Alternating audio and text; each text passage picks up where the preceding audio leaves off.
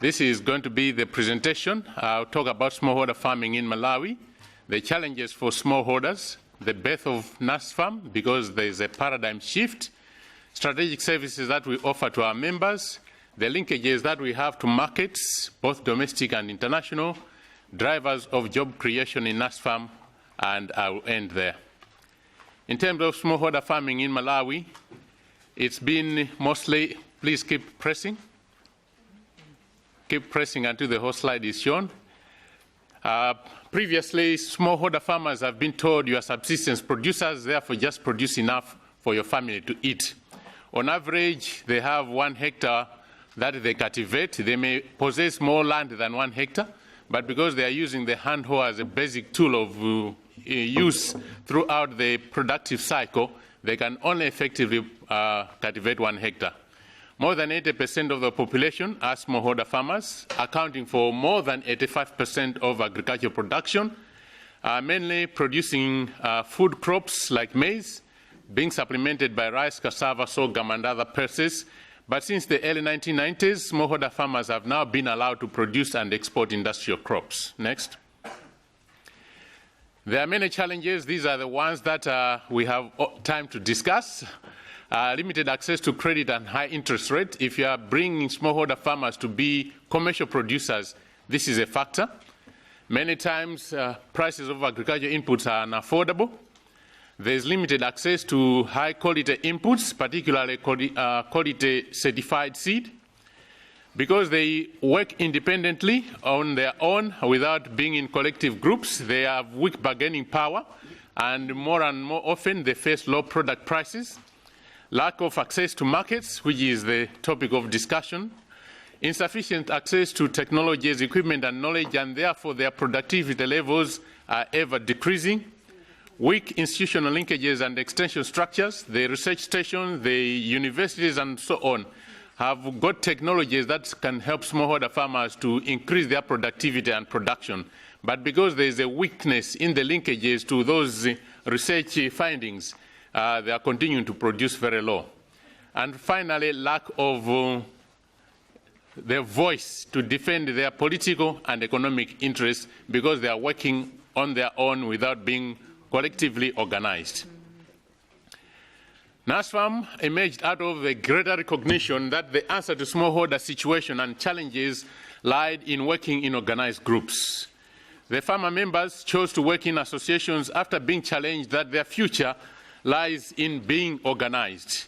Meanwhile, NASFAM has 14 association management centers with 43 viable associations which form the NASFAM network at national level with an overall membership of more than 108,000 members.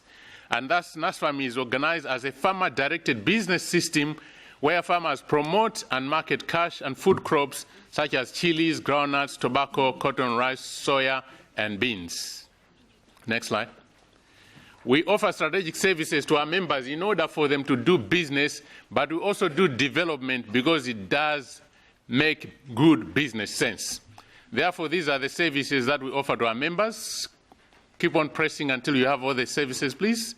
Governance and leadership of democratic institutions, capacity building, production and marketing, farm supply shops for inputs, conservation agriculture to take care of the environment, food security to make sure that although they are producing food, they are also food secure.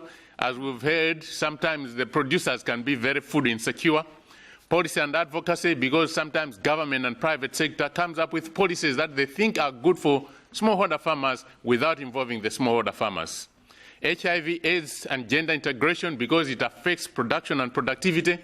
Information and communication, adult literacy and numeracy, when you are trying to make farming as business to smallholder farmers and they can't read and write, then you are at a losing end.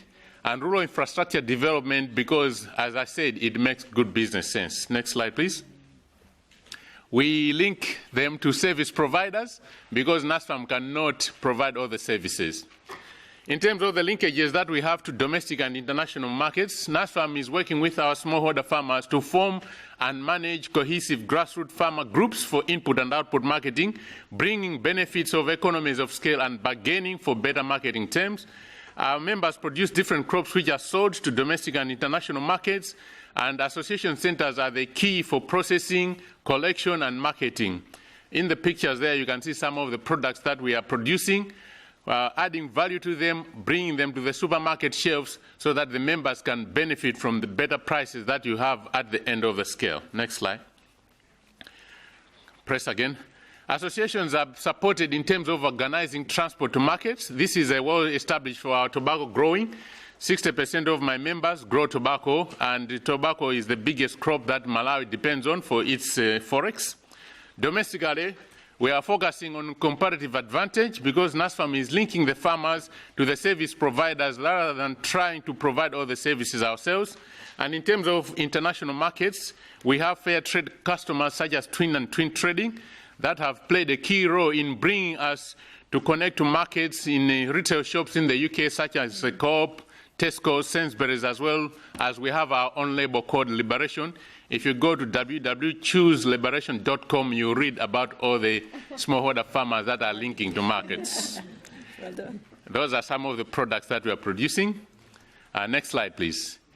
In terms of being drivers for job creation, there are principles, activities, and processes that are behind self-employment, formal and temporary forms of employment involved, which have created jobs in NASFAM.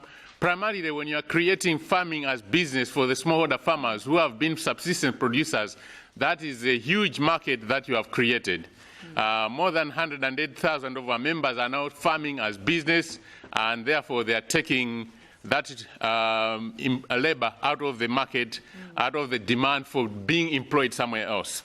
In terms of formal employment, association management centers across the country have employed young men and women to carry out different functions. Directly, the associations employ more than 200 members, 253 men and 52 women. I must confess that we are not doing well on the gender there. Next slide, please. In terms of formal and temporary jobs created through our warehousing system, NASFAM in its role to ensure sustainable value chains as warehouses where crops are processed and stored before going to market. In the picture at the top, you can see some women that have been employed to grade and sort groundnuts before they are machine graded and sorted. We have 9 permanent staff and 160 temporary staff every season. In terms of jobs created through agro-processing, NASFAM has scaled up value addition by opening oil processing factories which process oil from groundnuts and sunflower. In the picture at the bottom, you can see some of the machine sorting that is being done, and it has also created employment there. Next slide, please. Next slide, please. Okay, in your folder, you'll find a slide that says the future belongs to the organized.